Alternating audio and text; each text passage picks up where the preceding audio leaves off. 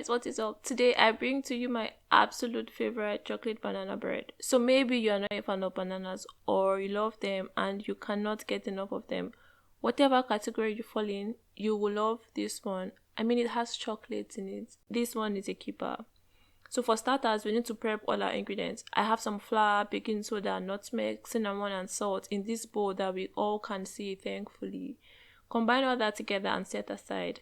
We want disgustingly ripe bananas. You know those type of bananas that have gone so soft and mushy? That is exactly what we want. The type abnormal people can eat just as is. We need 2 cups, which is about 4 fairly big bananas. The riper the better because they are sweeter and more aromatic. Also, it becomes super easy to mash with your teeth. Some chunk is okay. For my chocolate, I like to use a 200-gram dark chocolate bar that has been chopped as opposed to chocolate chips because I like bigger pockets of chocolate. And really, chocolate chips do not really melt as good. Or maybe I have been buying the cheap ones. So anyway, we need to cream our butter and sugar first.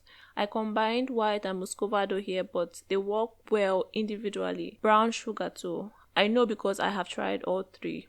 I have lost count on the number of times I have made this because it is so good. Once we have that fairly combined, add your eggs one at a time. This thing that I do, breaking my eggs straight in, it is risky if you're in a place where you can get bad eggs. So do not do it, or do it. I don't want to tell you what to do. Use a spatula to take your batter off the sides. This goes without saying, no? In goes some plain yogurt. Sour cream works as well, and then some good old vanilla extract. Mix that up quickly before adding the mashed bananas. Another mix, then sift in your dry ingredients. The sifting is actually not necessary. Sometimes I just do what doesn't need to be done. As always, with any batter, we do not want to overmix. Again, I went with my spatula to ensure there were no dry bits anyway. This rubber spatula is so useful and I got it for €1 at the Euro store. So moral of the story, money well spent. Now we will just add our chopped chocolates at this very important moment in time. I like to leave some to serve as toppings. Bake for about 1 hour or until a knife or a skewer or a toothpick or whatever you insert comes clean in a 177-degree preheated oven. See how easy it comes off? That is exactly what happens when you properly grease your tin.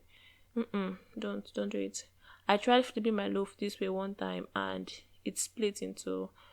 I like my banana bread slightly warm, so I do not let it cool completely. I let it sit for about 30 to 45 minutes before taking it out.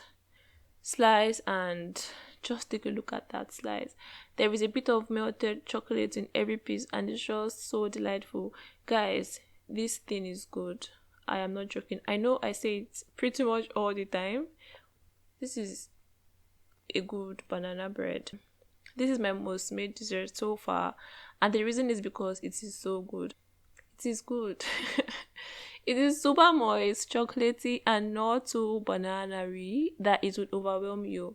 I slightly modified this recipe from Sally, so I would say this is like my mini creation. Try it out and let me know. Thank you for watching and see you next week. Do not forget to like, subscribe, and leave a comment.